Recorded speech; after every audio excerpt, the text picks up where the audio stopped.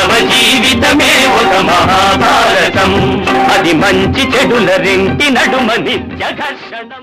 ఇంకేవో కథలు వేరే చెప్తారు కానీ అవి నిజం కాదు. భారతంలో ఉన్నది ఏమిటంటే ఆయన పుట్టినప్పుడు మామూలుగా అందరూ ఏడిచే విధంగా ఏడవకుండా నేను లోకాన్ని ఏడిపిస్తాను, నేను కూడా ఏడుస్తాను అన్నట్టుగా విచిత్రంగా గుర్రం సకిలించినట్టుగా ఏడిచేట. సకిలింపులు ఏడుపులని అవి వేరుగా ఉంటాయి. అందుకని అది విని ఆ హయహేష ఆ గుర్రం సకిలింపు వీడేవుడు అశ్వంలా ఉన్నాడు అని ఆ తండ్రి అశ్వత్థామ అని పేరెట్టాడు. అది ఖాయమైంది. అనేసరికి అంతా సిద్ధమైపోయారు. అశ్వత్థామ అప్పటికి యుద్ధానికి సిద్ధమైపోయాడు.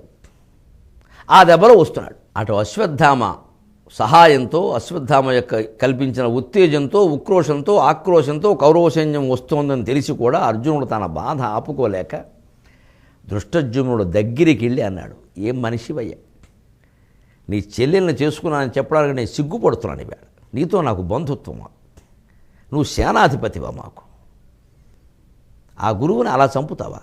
ఆయనేమో అబద్ధాలు ఆడతాడా? నువ్వేమో జపం చేసుకుంటున్న వాడిని తలకాయ నరికేస్తావా? అనుతముల అడిమేము భరతాన్వయమంతయు నిందపాలు చేసిన యది చాలదే. తిరుపతి వెంకట కవుల పద్యం చెప్పుకోవాలి, ఇక్కడ బాగా రాశారు వాళ్ళు. అనృతములాడి మేము భరతాన్వయమంతయు నిందపాలు చేసిన యది చాలదే. ఇటులు ఇసి దళవాయివి నీవు సేయుదే, ఇటులు ఇసి దళవాయివి నీవు సేయుదే. ఘనులగు రాజులిట్లు శవకంఠముద్రుంచుదురయ్య, ఘనులగు రాజులిట్లు శవకంఠముద్రుంచుదురయ్య. ద్రౌణియున్ జనకు పరాభవంబు వినిసైచునే నీతల ద్రుంపకుండునే. ద్రౌణియున్ జనకు పరాభవంబు వినిసైచునే నీతల ద్రుంపకుండునే. కక్షకి కక్ష, కక్షకి కక్ష. ఏమిటయ్యా ఈ ముఠాతత్వాలు? ఎప్పుడైనా దీనికో చుక్క పెట్టేవాడు ఎవడూ లేడా? నిజంగా ఈ క్షణంలో ఎంత తన ధర్మాన్ని తాను చేస్తున్నప్పటికీ, కృష్ణుని యొక్క సారథ్యంలో సాంగత్యంలో ఉన్నప్పటికీ అర్జునుని మనోభావాలు కళింగ యుద్ధానంతరం అశోకుని మనోభావాలు. ఏమిటిది, ఏమిటిది, ఎందుకు తెచ్చిపెట్టుకున్నాం ఇది? ఇంతకంటే ఆ ధర్మరాజు మొదట శాంతి మార్గం అన్నట్టుగా అడవులకు పోయినా వదిలిపోయేది. ఏదో అవమానం అంతే కదా. క్షత్రియులం కాదంటారు, చేతకాని వాళ్ళం అంటారు, అనని మన దాకా రావు కదా. ఏమిటి ఇంత పెంట చేసుకోవాలా? అభిమన్యుడు చనిపోయి నేను వాళ్ళ పిల్లలు చనిపోయే వాళ్ళు ఏమిటిది?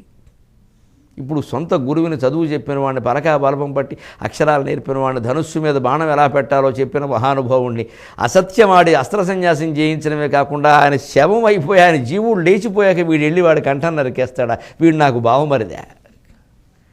నా గురువుని చంపుతుంటే నేను చూస్తూ ఊరుకోవలసి వచ్చిందా? ఏం కర్మ ఇది? అప్పటికే అర్జునుడికి లోపల గంట కొడుతోంది. ఏకలవ్యుడి విషయంలో తమరు ఏం చేశారు మహానుభావ? తల ఉంచుకున్నాడు. అంతే మరి ఆ గురువు చేయించాను. ఆ వేళ ఏకలవ్యుడిని కాపాడేవాడు ఎవడున్నాడు?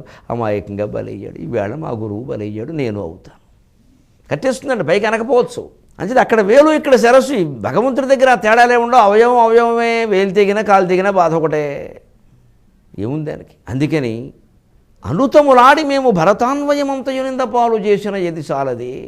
ధర్మరాజు మళ్ళీ తల ఉంచుకున్నాడు. 10 సార్లు అంటున్నాడు ఆ మాట, 10 సార్లు అంటున్నాడు ఆ మాట.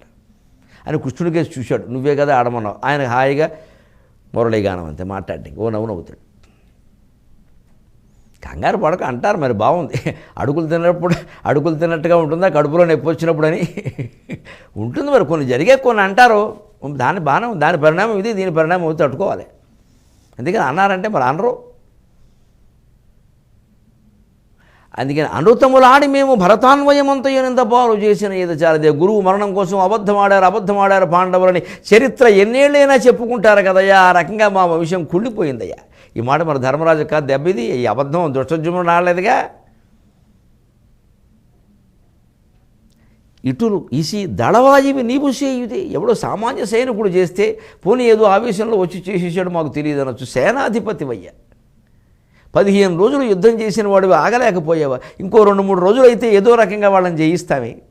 అందుకోసం ఈలోపు శవాన్ని ఘనులకు రాజులిట్లు శవకంఠము తుంచుతురయ్యా. ఇక రాజులు మనం ఎలా చెప్పుకుంటామయ్యా? చచ్చిపోయిన వాడు కంఠం తుంచుతావా? ఏమిటయ్యా? చచ్చిపోయిన శవాన్ని మన సంస్కృతిలో పరమ పవిత్రంగా భావిస్తారే. దానికి స్నానం చేయిస్తారు, గంగా స్నానం అంటారు దాన్ని. దాని తల దగ్గర దీపం పెడతారు, అది ఆత్మజ్యోతి అంటారు. దాన్ని ఆత్మజ్యోతి అంటారు, గంగా స్నానం అంటారు. దాన్ని పవిత్రంగా భావిస్తారు. చుట్టూ ప్రదక్షిణం చేస్తారు. మొత్తం ఏదైతే పసుపు కుంకుమలు జల్లుతారు. మామూలు శవానికి కూడా దండలు వేస్తారు, గౌరవిస్తారు. అది ఎదురైతేనే ప్రదక్షిణం చేయమన్నారు శాస్త్రంలో. అది శవం ఎదురైతే శవానికి ప్రదక్షిణం చేసి వెళ్ళమన్నారు. సరే, ఇప్పుడు అనుమానం వస్తుంది కాబట్టి చెయ్యం, అలా అన్నారు కాబట్టి చేశారు కనుక.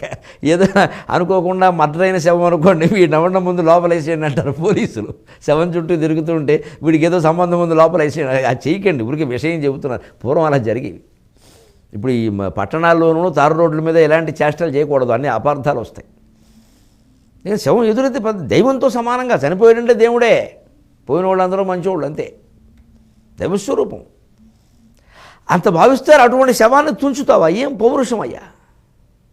ఇంకా ద్రోణాచార్యుని కుమారుడైనటువంటి అశ్వత్థామ ద్రౌణి కూడా జనకు పరాభవని సైచునే, నీ తల తుంపకుండానే దృష్టజుమ్న మాకెన్ని తిప్పలు తెచ్చిపెట్టావయ్యా. రేపు అశ్వత్థామని నేను ఇలా చంపుతుంటే మళ్ళీ కాపాడవలసింది నేనేగా. అప్పుడు ఏడిచే ద్రౌపదేగా మా అన్నయ్యని చంపుతుంటే చూస్తూ ఊరుకున్నారంటుంది. ఇప్పుడు మాట్లాడదు ఆవిడ. అంటే అందరూ వాళ్ళ వాళ్ళ బంధువుల గురించి ఆలోచించుకుంటారన్నమాట. మా అన్నయ్య, మా అక్కయ్య, మా తమ్ముడు, ఇంతే అని ఇంకేం లేదా. అవతల వాళ్ళ ధర్మం కదా. ద్రౌపదికి వారి అన్నగారు, అందుకని నేను కాపాడైపోతున్న వాడు ఇలా చంపాడు అనుకో నిన్ను, అప్పుడు నేను కాపాడాలి నిన్ను, ఎందుకంటే మా అన్నయ్యని కాపాడలేదు మీరు ఉంటుంది. మరి మీ అన్నయ్య చేసిన పని ఏమిటి? అప్పుడు నా గురువుని నేను కాపాడుకోగలిగానా? అందరూ బంధుత్వాల ప్రకారం, స్వార్థాల ప్రకారం, కుటుంబ బంధాల ప్రకారము, ఉద్యోగ బంధాల ప్రకారము, హృద్యోగ బంధాల ప్రకారము మాట్లాడతారు కానీ ధర్మం గురించి ఆలోచిస్తారా ఎవరైనా? ఎవరు ఆలోచించరా. అందుకే నీకు దోచింది నువ్వు వేసేస్తావు, వాడు వచ్చి రేపు వేసేస్తాడు, నేను నిన్ను కాపాడాలి, లేకపోతే అందరికీ నేను జవాబు చెప్పాలి. ముఖ్యంగా మాకు సేనాధిపతి, మా కర్మ ఇది. అప్పుడు నీ తల త్రొప్పకుండానే వాడు ఇంక ధర్మం అసలు వాడు మామూలుగానే కొంత సేమ మిరపకాయ, నువ్వు దాన్ని ఇంకా సేమ టపాకాయ చేసేవు. దాన్ని సేమ మిరపకాయ అయితే నోట్లో పెట్టుకుంటేనే చురుక్కుమడం, సేమ టపాకాయ అలా కాదుగా పేలుతుంది. సేమ మిరపకాయతో నవిలిన వాడికే ఇబ్బంది, సేమ టపాకాయతో పక్కవాడికి కూడా ఇబ్బంది. నువ్వు సేమ మిరపకాయని సేమ టపాకాయ చేసేవు. ఇప్పుడు అనగానే భీముడు కోపం వచ్చింది. ఏమిటి అర్జున, ఊరుకుంటుంటే అంత రెచ్చిపోతున్నావు? ఆడిన ధర్మరాజుకి లేని బాధ నీకేమిటయ్యా? ఉరిసిన పుండు మీద ఉప్పు పెట్టకు, పెద్దవాడిని చెబుతున్నా అన్నాడు. ఉరిసిన పుండు అంటే కాలిన పుండు. పుండు ఏదైనా పడితే అది కాలిన వల్ల గాయం మీద దాని మీద ఉప్పు పెడితే మడిపోతుంది. దానికి బర్ణాలు రాయాలి కానీ ఉప్పేస్తే అలాగే. ఉరిసిన పుండు మీద ఉప్పు పెట్టకు, ఇష్టం లేకపోతే తప్పుకో, మేమే చేస్తాం అన్నాడు. భీముడిని మందలించేటువంటి అవకాశం లేక, పెద్దవాడు కాబట్టి అర్జునుడు ఏమనలేక కళ్ళ నీళ్లు కారుస్తూ ఉండిపోయాడు. అప్పుడు మళ్ళీ ధృష్టద్యుమ్నుడు సమాధానం, ఏమిటయ్యా అంత సమర్థిస్తున్నావు గురువు అని? అమాయకులైనటువంటి 20,000 మంది మీద బ్రహ్మాస్త్రం వేశాడు ఆయన. బ్రాహ్మణుడు చంపాం, ఏదో బ్రహ్మహత్యా దోషం కింద మాట్లాడుతున్నారు. బ్రాహ్మణులైతే యుద్ధం ఎందుకై చేయడం పని లేక ఏదో చేయరాని చేసినట్టు మాట్లాడుతున్నారే అని మాట్లాడుతుంటే, అంతేకాదు అర్జునుడు మాట్లాడు, భూరిశ్రవశుణ్ణి తాము చేసిన పని ఏమిటండి? సాత్యకుతో యుద్ధం చేస్తుంటే చెయ్యి పట్టుకుని వాడు కత్తిని పెట్టి నరికైపోతూ ఉంటే చెయ్యి నరికేసావే అనగానే, దాంతో దీన్ని పోల్చదు. మరి అంతే, మరి మీరు చేసిన మీకుంటే మారు చేసిన బాగుంటే యుద్ధం మొత్తం ఏమైపోయిందండి? పీనుగు పెంట అయిపోయింది, చీతరైపోయింది. ఇంట్లో ధర్మాధర్మాల గురించి మనం చర్చించడమే పొరపాటు. అందుకే భారత యుద్ధంలో ఎటువంటి ధర్మ సందేహాల గురించి ఎవరూ చర్చించడం అనవసరం. నా దృష్టిలో భారతం సంపూర్ణంగా చదివిన మనిషిగా చెబుతుంది. ఎందుకంటే యుద్ధం ప్రారంభం కావడానికి, ముఖ్యంగా ద్రోణ పర్వానికి ముందు భీష్ముడు 10 రోజుల యుద్ధం వరకు కొంత చర్చించినా పర్వాలేదు కానీ 11వ రోజు యుద్ధం మొదలైన తర్వాత 18వ రోజు రాత్రి వరకు, చివరికి ధర్మరాజు పట్టాభిషేకం వరకు జరిగిన పరిణామాల గురించి చర్చించడం అంత బుద్ధి తక్కువ ఇంకోటి లేదు. ఇవన్నీ ఓదాన కోటి స్పందన, ప్రతిస్పందన, స్పందన, ధ్వని, ప్రతిధ్వని, బాంబు, ఇంకో బాంబు అన్నట్టుగా జరిగాయి తప్పితే, ఇక దీంట్లో మనం గీతలు గీసి లెక్కలు ఎన్ని ధర్మశాస్త్రాలు రాసినా ఈ సందేహాలు తీరవు. అంచేత ఆ చర్చే మనకు అసలు ద్రోణపర్వం ప్రారంభంలో చెప్పుకున్న ముగింపులో మళ్ళీ ఓసారి గుర్తు చేస్తున్నాను నేను. ఇది కక్షలు, కార్పణ్యాలు, భయంకరమైన విషయాలు ఇందులో ఉంటాయి. మహానుభావులైన పెద్ద పెద్ద వీరులందరూ ఇందులో చచ్చిపోతారు. అభిమన్యుడైంది, ఘటోత్కచుడైంది, ద్రౌపదుడైంది, విరాటుడైంది, వీళ్ళందరూ పోతారు. ఇంకా పోయేవాళ్ళు ఉన్నారు, ఇంకా ఉన్నారు. అందుకని ఇవన్నీ జరుగుతాయి. ఇక్కడ ధర్మాధర్మాల చర్చ అనవసరం. అందుకని ఇప్పుడు చూడండి, అర్జునుడు అంటే ఏమన్నా నువ్వు భూరిశ్రవశుని ఎలా చెప్పు? మరి అది మాత్రం ధర్మమా? హత్యగా ఆయన చంపుతూ ఉంటే, ఈయంతో యుద్ధం చేయకుండా వాళ్ళిద్దరూ ద్వంద్వ యుద్ధం చేస్తూ ఉంటే మరి అప్పుడు నువ్వు వేసేసాడే అంటే, ఇక ఏమనాలో తెలియక తను చేసిన తప్పుకి అంతేలే అని కన్నీరు కార్చాడు అర్జునుడు. ఆ కన్నీరు చూడలేకపోయాడు శిష్యుడైన సాత్యకి. లేచి ఒక్కసారి ధనుర్బాణాలుగా అవతల బారేసి కత్తి తీసుకుని వచ్చి, నిన్ను నరికేస్తాడరా, నువ్వు మనిషివి కాదురా, నువ్వు మా సేనాపతి అని చెప్పుకోవడం అవమానవరా అని చెప్పి సాత్యకి దూసుకుంటూ వచ్చేసేసాడు. వచ్చే సాత్యకిని కూడా అన్నాడు, భూరిశ్రవ వధ చేసినప్పుడు ఏమైందట? అర్జునుడు, నువ్వు ఇక్కడ పెద్ద, నీ గురువు, మీరంతా గొప్పవాళ్ళు అంటే ఇప్పుడు సొంత పార్టీలోనే లోకలోకలు వచ్చాయి. ఈ లోకలోకలు వచ్చాక ఇంకెప్పుడు తెమల్చగలిగిన వాళ్ళు ఎవరు ఉంటారు. అందుకని ఈ లోకలోకల్లో వారిని అట్టి పెడదాం. మనం 23:30 గంటల్లో కొలుద్దాం. ఆ లోకలోకలేవో తెలుగులో పెట్టుకుందాం.